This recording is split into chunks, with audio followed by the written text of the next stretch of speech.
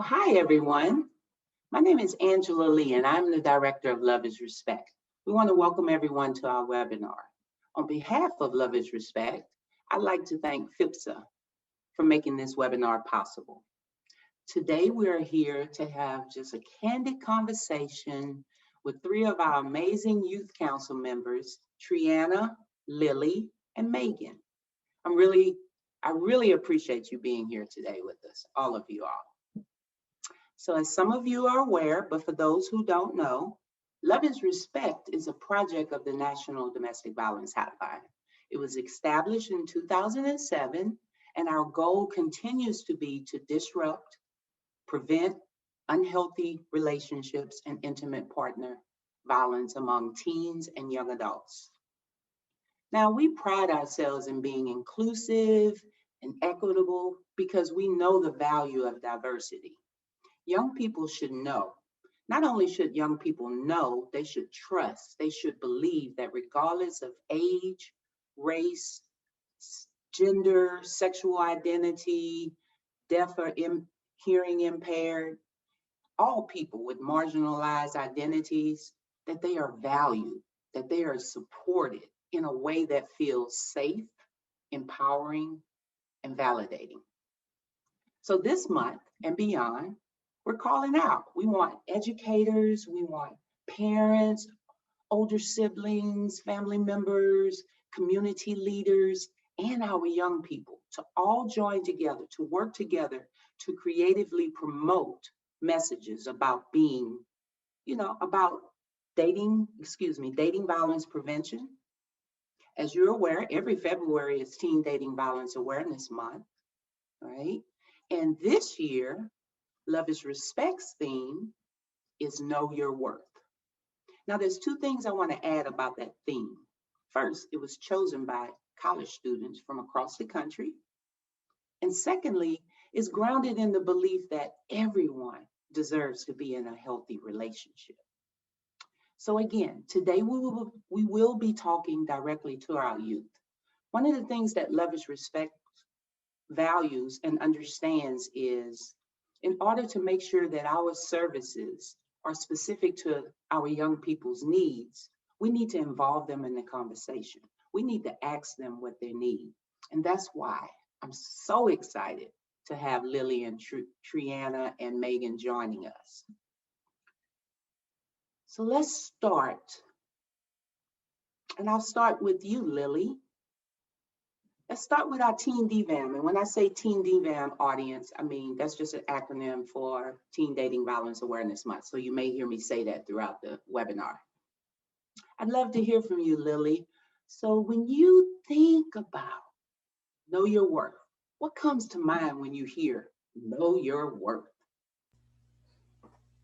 Hello, everyone. My name is Lily. And for me, knowing your worth means not allowing things in your relationship that go against your values, despite your friends being in relationships and having different values. An example of that would be, say your friends are in a relationship, and in their relationship, they are okay with their partner liking pictures of models, but you aren't.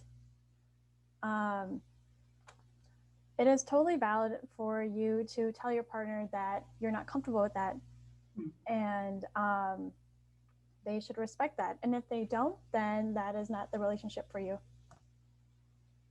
Really good point. Thank you for your response. How about you, Triana? Thank you, Angela. To me, knowing your worth, it's based in having pride in oneself and upholding the dignity from within. And it's honoring that wonderful and precious space that is you, and really treating yourself like a porcelain figurine, if you will. Being gentle with yourself the way you would with a figurine, in that way. So that's what knowing your worth means to me. Thank you. And now we're going to ask Megan the same question. Yeah, thank you, Angela. I totally resonate with Lily and Triana and what they've already added to the conversation. And I think just to expand on what they both said just a little bit, I think for me, at least in my own life, I think just depending on what background you grew up with, what culture you grew up in, it can really affect the way that you view yourself. And there are a lot of times for me, having grown up in a really traditional religious environment that maybe limited me in some ways without intending to. I think a lot of people in that culture, in that environment, had really great intentions, but I heard a lot of negative messages about myself as a woman, as a LGBTQ plus person. I heard a lot of negativity, and I think hearing that during really formational times of my life, it kind of became my inner script for myself. And so when I have doubts about myself or my abilities or the things that I'm doing, I tend to go back to those things within my inner script that I've kind of absorbed about myself. And so for me, knowing my worth has really been having to sit with myself and work with other people to replace the things that are within my inner script with things that are equally as powerful. And so kind of taking those things and asking myself, okay, to stop thinking these things about myself, I'm going to have to replace it with something new, but it has to be just as powerful as the things that I was told growing up. And so, yeah, again, that's been a really big part of learning to know my own worth, has been giving myself a new script. Yeah. Yeah. Thank you. You know, thank all of you for sharing. I love know your worth as a theme because I think it's so empowering, right? And it's so important to consider, even as adults. So next we're going to move on, and I'm going to start with you, Triana. What are some things you would share with our viewers about what you've learned about being in a healthy relationship? Ooh. Well, I would share, and this is, like Megan, from my own personal experiences, that a healthy relationship starts with yourself. Mhm. It's the most precious relationship that you can have. Um, and it really sets the tone for how you teach people how to treat you and talk to you and walk with you throughout this journey called life. Um, so I would tell the viewers, to you, and to the young people in your life, to push the message that the most precious relationship that a person can have starts with themselves, and to empower the young people in your life. And young people, surround yourself with people and resources and tools. The Lovers Respect hotline and Knowing Your Worth are great examples of surrounding yourself with tools and resources that promote positive images and messages for all people very inclusively. Very powerful. Thank you for sharing. Thank you for sharing. And Lily, how about you? And y'all can all let me know if you need me to repeat the question. You want me to repeat it, Lily? Okay. I think I'd like to piggyback off of what Triana said about knowing your worth and really knowing yourself first. Mm-hmm. I'd like to add by saying that it's important to know that you are your own person, separate from your partner. And you guys might have different goals, you guys might have different hobbies, and that's totally okay. Um, it's important to know that your hobbies and the things that you like are important, even if you don't necessarily share everything with your partner. Um, I'd like to touch upon something that happened in my relationship when I was a teenager. I did not believe that my hobbies were important, so I absorbed all the hobbies from my partner, and that made me unhappy because I gave up that part of myself. So I just like to tell everyone that no matter how obscure um, your interests are, they're important. Yeah, that's amazing. That's amazing. These are all really good responses. And thank y'all for being vulnerable with me. Either one of you all want to share anything else on that question before we move on?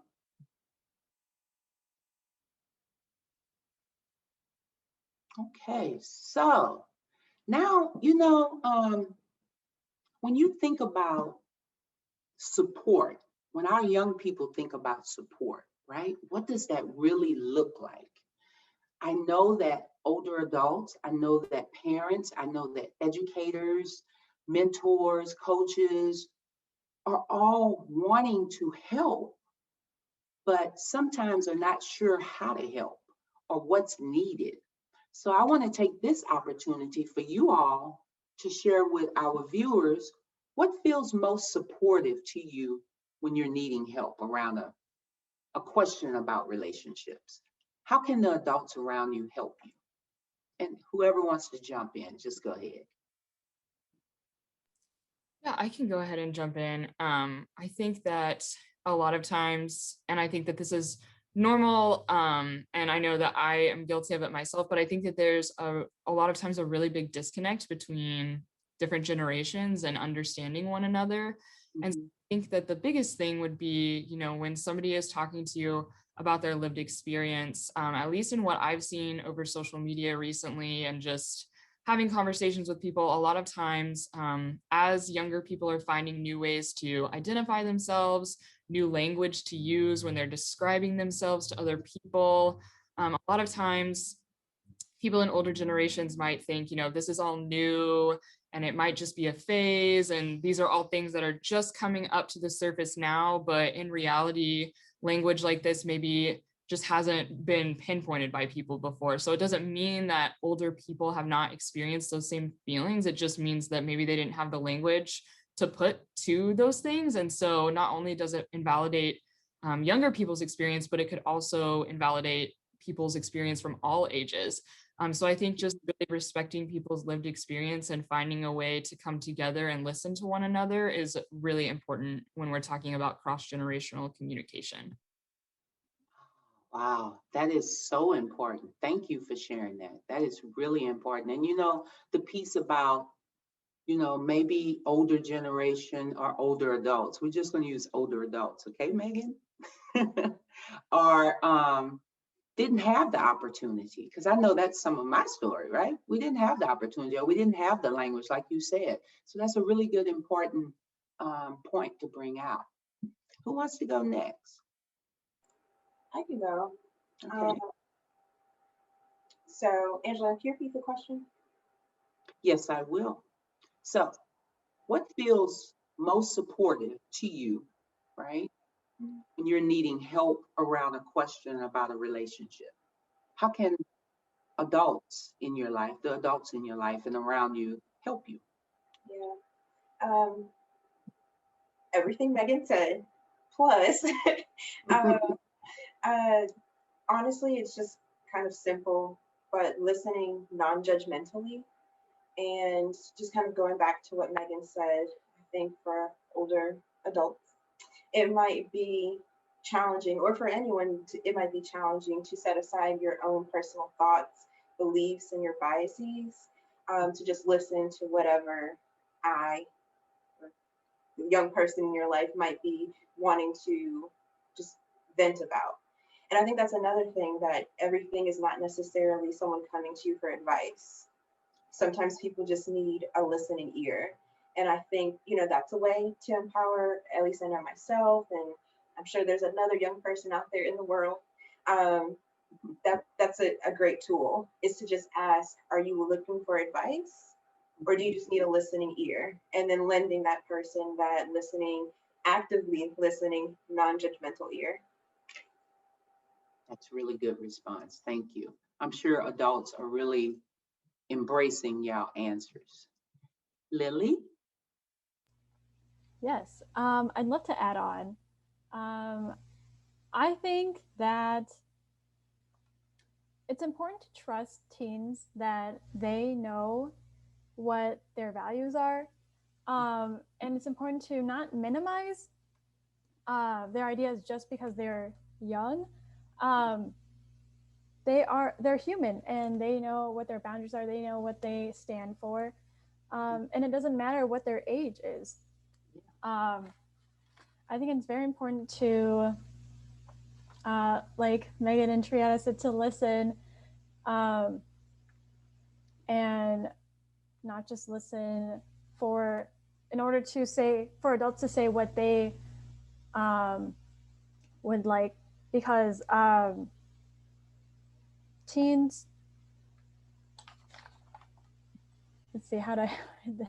Take your time. Take your time.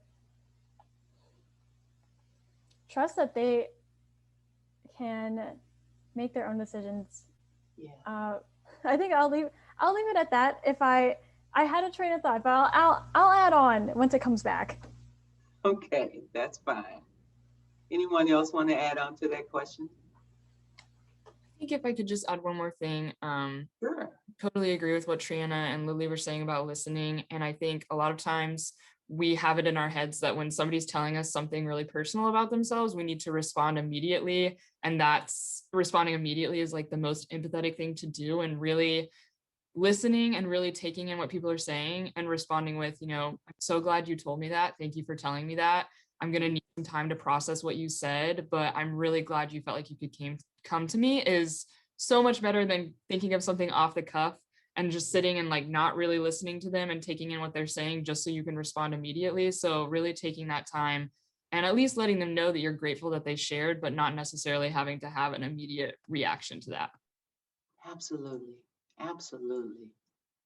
You know, that's really powerful because a lot of times, especially perhaps, and we've spoken to some, we get calls like that because, like I said earlier, parents, coaches, educators, community leaders, they really want to help. But sometimes in the process of trying to help, they can hurt, right? So what I'm hearing from you all is active listening, non-judgmental, allow everyone to make their own decisions, right? And ask how we can support. Did I encompass everything y'all said? Yeah, that's pretty powerful. Thank you so much. And I'm sure that your guidance for adults in your life can be challenging, but have you had experiences with someone, and I'm just getting a little off, that did respond the way you wanted them to respond? Or do you have a little experience, and only if you feel comfortable, with the other way, which is what's driven you to give these answers? I can chime in here, Angela, because I had a rather recent, within like the past year example, Mhm. with my own mother, and I'm 26 and she's almost 60. So they're, different generations, and it wasn't relationship based. It was entering second puberty, which is what they don't tell you once you get into your mid and late 20s, that second puberty. And I started having really bad breakouts just all across my face. And I never really had problematic skin. And it really started to take a toll on my self-esteem. And I found myself getting angry with people, lashing out at people in ways in which I never had before. And I think I just was home one day, and I don't really remember how it came up, but I just told her, my skin, it's like bothering me. It's never been like this before. And I said the words, it's affecting my self esteem. And I think I even said, like, I feel ugly. And she just let me fall into her arms and just embraced me and, just reassured me that you're not ugly. And she just kind of held me in a way in which that felt very obviously motherly. But at 25 years old, I'm not a baby. And told me it would be okay, and she would support me in helping me get the help that I needed, aka a dermatologist. But that was a moment in which she saw and heard me, and took the right steps and just connected me to the right resources, as opposed to, oh, it's fine, Yeah, yeah. That's amazing. So, because what she did too was not only show love to you and support to you, she created a safe space. So, if something a little more challenging that you would have to discuss with them, it would be easier for you, right? Absolutely. That's awesome. All right, so we're going to move on to the next question. We cannot even talk about the past year unless we talk about COVID-19, right? COVID-19 is something that's impacted people all over the world. And It's changed everything from what used to be normal upside down. So when thinking about interacting or engaging with your friends and partners, how has COVID-19, the pandemic, the different restrictions impacted your life with how you engage with your partners or friends? And we'll start with Lily, if that's okay. Hi. Yeah, that's totally fine. I think I can speak for everyone when I say that I've definitely been seeing less of my friends lately, and I've missed them a lot. Um, it's difficult because I practice social distancing, and I only go out when I need to, and um, I'm also someone who is very physically affectionate, so I like hugs. I like being close to my friends, and you know, we can text and we can FaceTime, we can see each other on Zoom, but it's not the same as being physically present with my friends.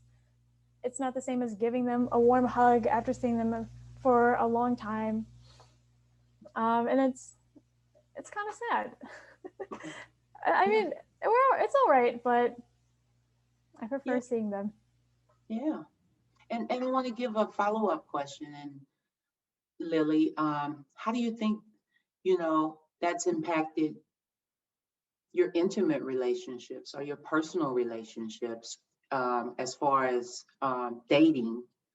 Or maybe have you heard of some of your friends having the same impacts of sharing stories about that? What do you think? So for dating, I'm currently single, and I've been on dating apps, and Okay. I've been talking to some people, um, and the difficult part, it goes back to me socially distancing. I don't want to meet anyone right away because I want to be safe. I I'm a college student and I work to sustain myself, and I need to work to pay my bills. And I know that if I were to become sick, I wouldn't be able to go to work and I wouldn't be able to pay my bills. So I can't afford to be sick. That's right. So yeah, it's kind of difficult because some people they're more lax.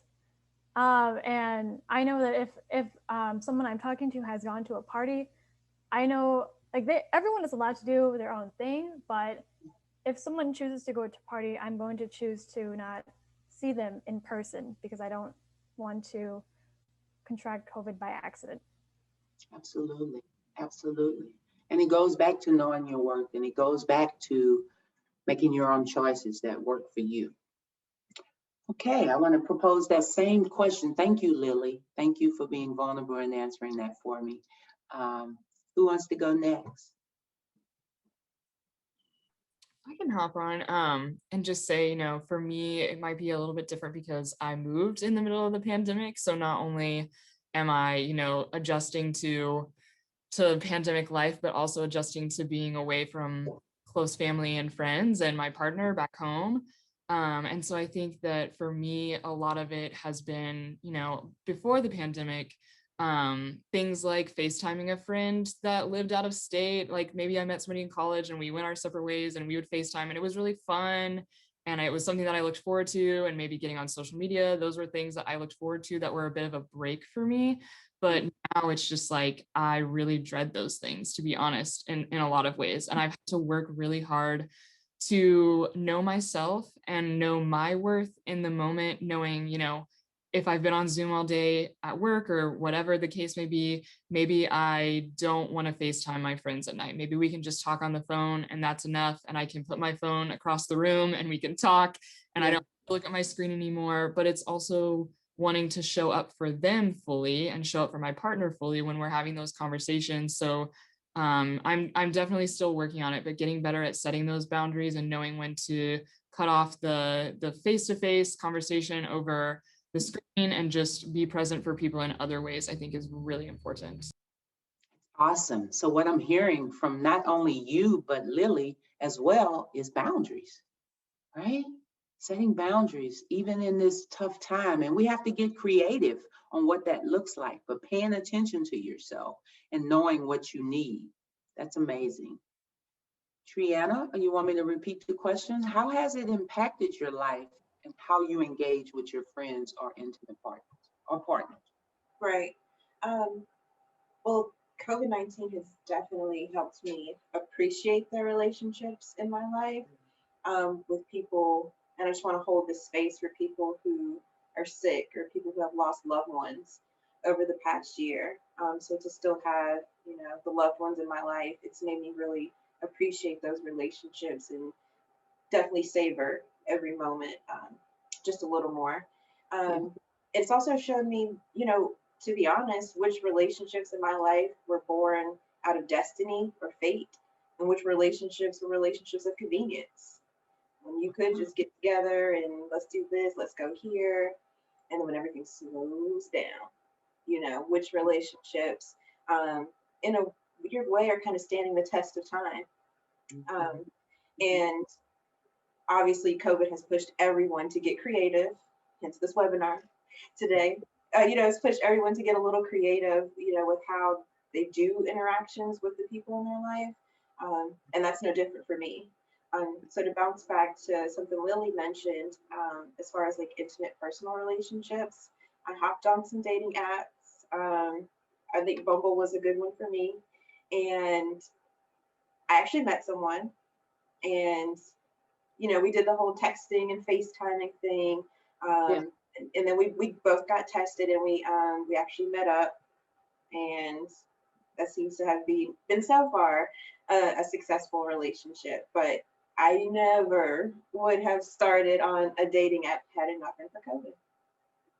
Okay, so I'm hearing some positive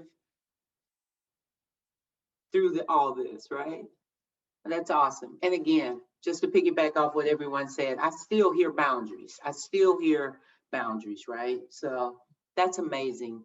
Thank you all so much for your thoughtful answers today.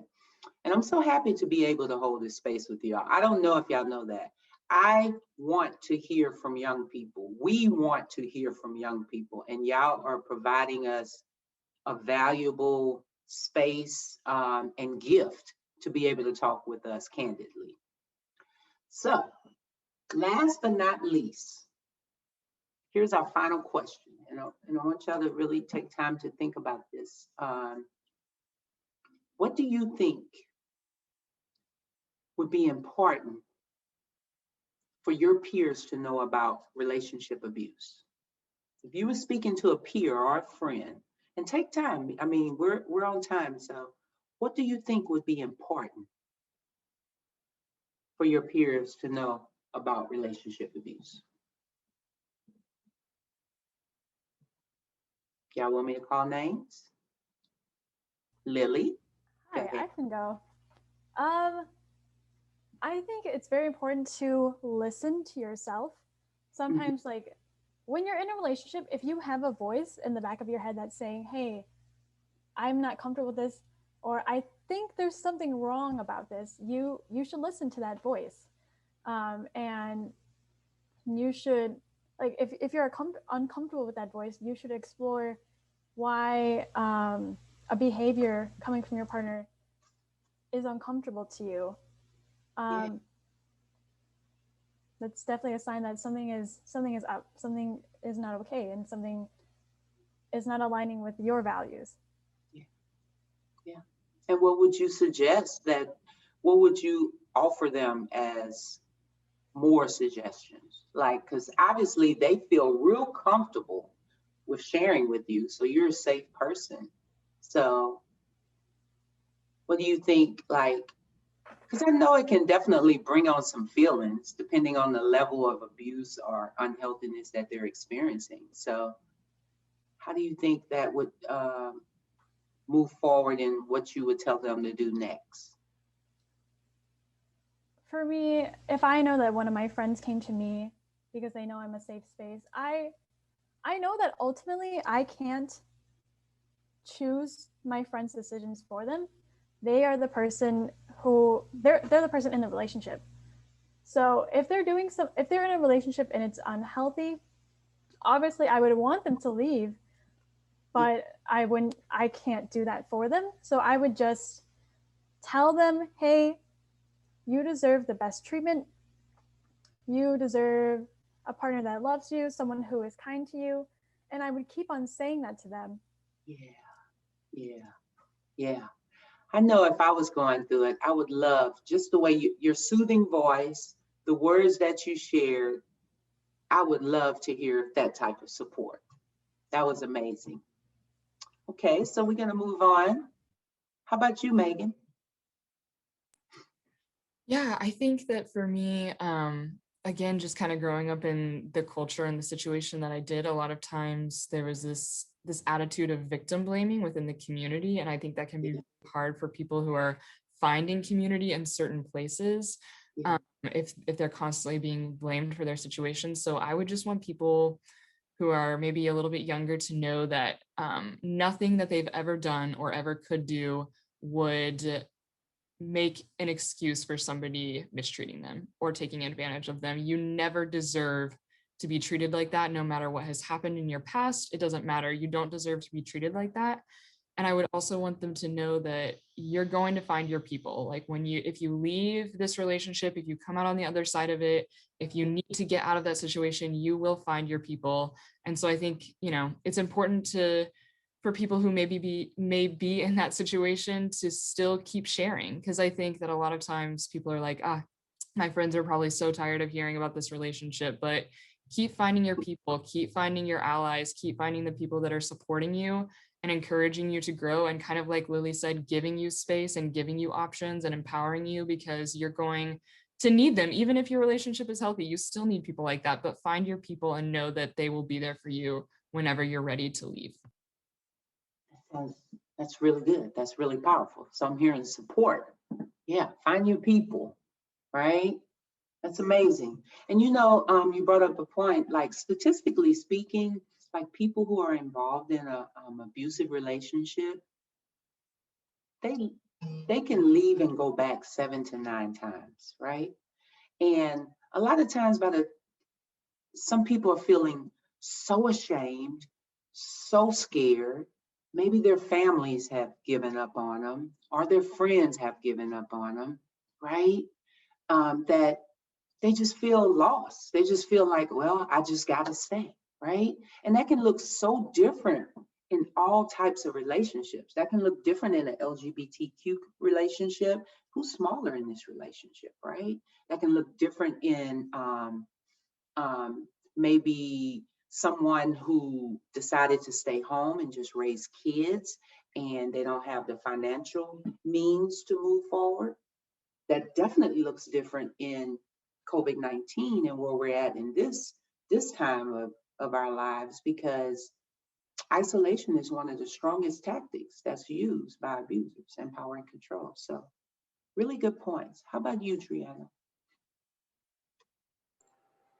Well, bouncing off of all three of you guys, what I was going to say, Angela, is that if I had a friend come to me, and what I would say to them is that relationship abuse is not necessarily always physical, and it can be financial and medical and emotional, verbal, and that's definitely, I think, one of the more difficult ones to pinpoint because there's no, proof, you know, physical evidence that it happened. So I would let them know. I probably want to introduce them to the power and control wheel so they can really see, the different types of abuse. And I'd want them to know that, and like what Lily was saying, and Megan, that you're worthy of a love that doesn't require suffering first. I think that's a big thing that, we see in relationship abuse, that he or she will just get better. And if I just didn't do this, they wouldn't do that. And, it's this if then statement. But we're all worthy of a love that is just gentle and precious, like that porcelain figurine I mentioned. And, that we don't have to suffer for and earn someone's love. Yeah. Yeah, yeah. I totally agree. I definitely agree. That is so powerful. I really appreciate each one of you, your thoughtful answers. We do have a little time. So, what I would like to do is, before I go to my closing, is there anything else? And again, what was shared from the heart reaches the heart. We were having a candid conversation. It's not no structure. It's just real talk with some young people. And I want you all's voices to be heard. So this is an opportunity right now. Anything like, and think about like past challenges as a teenager and how that looked as far as being in a healthy relationship, even if it's not intimate, even if it was just a friendship, because we learn to build certain values. Like there's 5 elements to a healthy relationship. Like we gotta have trust, we gotta have honesty, right? Healthy communication, consent. No is a complete sentence in my book, right? And all these different boundaries, and y'all spoken on that. Is there anything else? Because I want to create a space where you all voices can be heard. Is there anything else you want to add on? And it's okay if you don't, but I just want to give you this space. I would just like to say something that I learned growing up that maybe was a little bit harmful for me in some ways. And it was the idea of compromise. People were always saying, relationships are about compromise, relationships are compromise. And I think that sometimes maybe it was maybe there was some misinstruction there, or maybe it was just a misunderstanding on my part. But I have been in relationships where I've compromised parts of who I am to be with somebody that I cared about. And I would never want that for anybody that I cared about, because, maybe that person was asking me, like, you have to compromise this part of who you are in order for me to love you. And I just assumed, people always told me relationships are about compromise. And if I need to do that to earn their love, then okay. But I think understanding the difference and being able to educate youth on the difference of compromise in a relationship means that you have a conversation, and maybe at one point you both agreed on something together as a conversation that has changed, and you can revisit that and relearn about that and talk to each other again about that. And I think that's what people mean when they talk about relationships being compromised. It should never be compromising who you are as a person. And so I just wanted to point that out, because again, that was something that I really struggled with, because I had always been told those messages, and I think it really affected the way that I walked into relationships. Yeah. Thank you for that. Thank you for that. Misinformed information, right? And sometimes we have to deprogram to reprogram. But it starts with education. It starts with knowing what a healthy relationship entails. Yes, it's about compromise, but it's also about who's smaller. Everyone should feel equal in the relationship. That's very important. Anyone else? And again, no pressure. I can go. Okay, Lily. I'd like to touch upon something that I was maybe misinformed about when it came to relationships, and that is the idea of loving someone unconditionally. I think loving someone unconditionally is very beautiful. Loving someone despite what their physical appearances are, what their flaws are, because we're all human, we all have flaws. But loving someone unconditionally does not mean accepting mistreatment from them, especially if it's abusive mistreatment. And you should never have to be put in that situation where you have to choose between loving your partner or loving and taking care of yourself. Yeah. Because it's not healthy. That's a good point, Lily. You go, girl. It's not it. It's kind of like loving you and losing me, right? But love is respect. Love is about equality, right? This has been a beautiful conversation. Triana, you good? This has been a really good conversation. I love this. Yeah, well, I kind of want to pose a question to Megan, Lily, and Angela. I'd love to hear you chime in too if you want. But um, if you could go back and look at your younger self in some of those relationships, what would you tell your younger self? I guess I can start. Okay. Let's all sit with that for a second. I think I would tell my younger self that she belongs to she, and her body is her body, and that you don't owe anyone, your body, your time, your words, and that she can hold that space for herself. I think kind of similar to Megan, I grew up in a really religious background, and I think, again, going back to mixed messages, just the way in which I was raised, to no one's fault, that I feel like I was raised with the message that I belong to someone else. Mm. I belong to my parents. I'm their property. And I think along the way, somehow things just got misconstrued up here. And I kind of went into high school and college with the mindset that I belong to someone, I'm someone's property. And, my body and my words and just my being is that in which for someone to just use. Yeah. And I think I took that in, that was just what it was for several years until, like you said, Angela, I like deprogram, and we got to control, delete all of that, and then reprogram. So yeah, if you guys could go back and give a message to your younger self, what would you tell yourself? Yeah, I'll go next real quick because for the sake of time, we're going to have to keep our responses to like a minute. But, you went deep with that one, Triana. You went really deep with that one. And some of the counseling that I went through in my past associated with helping that little girl, right? I would tell my younger self that I am enough. I am enough. And I would start the journey of loving me so I can teach people how to treat me.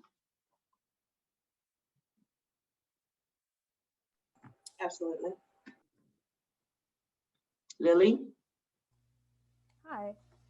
If there was a message that I could tell my younger self, it would be to see your partner as who they are in the moment, instead of clinging on to who you thought they were at the beginning of the relationship or who you thought they were when they were just your friend. See them as who they are. It's beautiful. Pay attention, right? Know your worth and ask for change. That's my motto. Megan, real quick, what would you tell your younger self? Yeah, first of all, Triana, that was beautiful. So thank you for sharing. I think the only thing that I would add is a lot of times growing up, I was told, you're being so emotional, you're being over emotional. I was taught that my feelings weren't necessarily trustworthy, or that, the way that I was feeling wasn't valid because somebody had it so much worse than I did, or something like that, those kinds of messages. So I think I would want my younger self to know that my feelings are valid and my feelings are trustworthy, and I can trust the way that I feel, and it's okay to listen to that. Strength in words. Strength. I love these affirmations. So I want to thank everyone who joined us today, especially to Triana, Megan, and Lily. You made this space, holding this space with me, you made it so enjoyable. I'm going to really have a relaxing evening based on this webinar. This work, to everyone else, this work does not stop because TDVAM, or Teen Dating Violence Awareness Month, does. Nearly 1.5 million high school students nationwide experience physical abuse from a dating partner in a single year. But what we want to let everyone know is dating violence is preventable, especially if the education about healthy relationships starts early, especially if we're listening and conversating with our young people like we did today.